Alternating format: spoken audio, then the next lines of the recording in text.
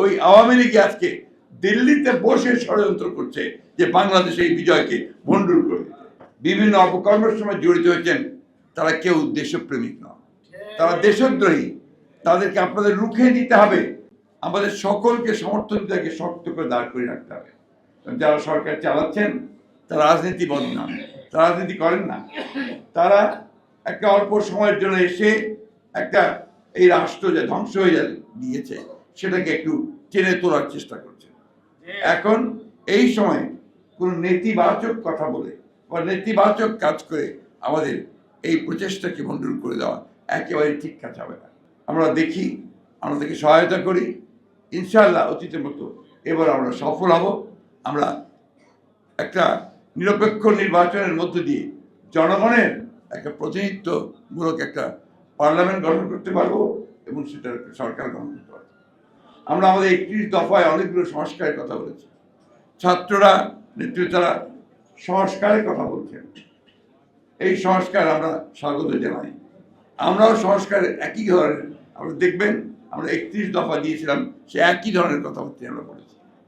তাই আজকে ধৈর্য ধরে আমাদের দায়িত্ব হবে যে নতুন যে সূচনা হয়েছে, যে একটা নতুন অধ্যায়ের সূচনা হয়েছে, সেই নতুন অধ্যায়কে আমাদেরকে বরণ করে নিতে হবে। আর আজকে যারা এটাকে, এই বিজয়কে যারা ম্লান করে দেওয়ার জন্য বিভিন্ন অপকর্মের সময় জড়িত হয়েছেন তারা কেউ দেশপ্রেমিক নয়, তারা দেশদ্রোহী। তাদেরকে আপনাদের রুখে দিতে হবে, তাদেরকে আপনাদেরকে পরাজিত করতে হবে আরেকটি সংগ্রামের মধ্য দিয়ে।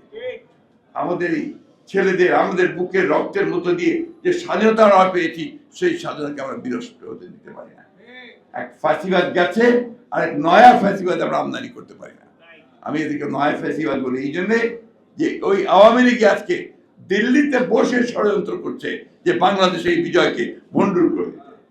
এই কথাটা আমি জোরের সঙ্গে বলছি এবং আমরা এই কথা পরিষ্কার করে বলতে চাই যে বাংলাদেশের মানুষের যে শত্রু, যাকে বাংলাদেশ থেকে পালিয়ে যেতে হয়েছে, তাকে আশ্রয় দিয়ে ভারত খুব জনগণের ভালোবাসা পেতে পারে বলে আমি মনে করি না।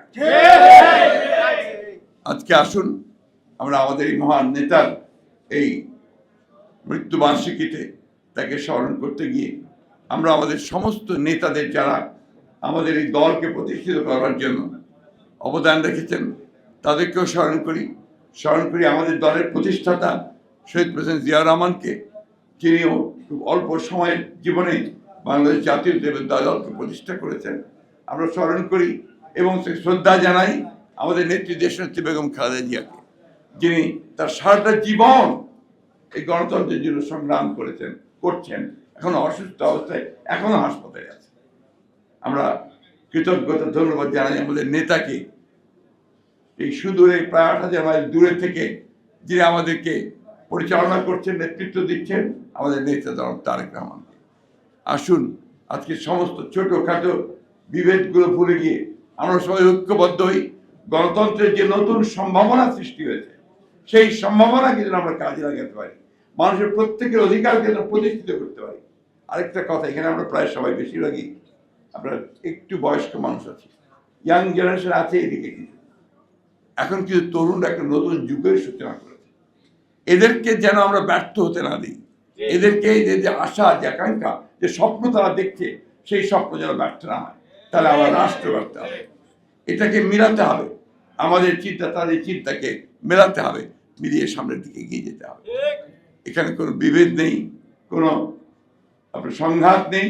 আসুন আমরা সবাই ঐক্যবদ্ধ হবে আমাদের রাষ্ট্রটাকে, যে স্বপ্ন আব্দুল সালাম তালুকদার দেখেছিলেন, যে স্বপ্ন দেখেছিলেন শহীদ প্রেসিডেন্ট জিয়াউর রহমান, সেই স্বপ্নকে বাস্তবায়িত করার জন্য আমরা সবাই কাজ করি।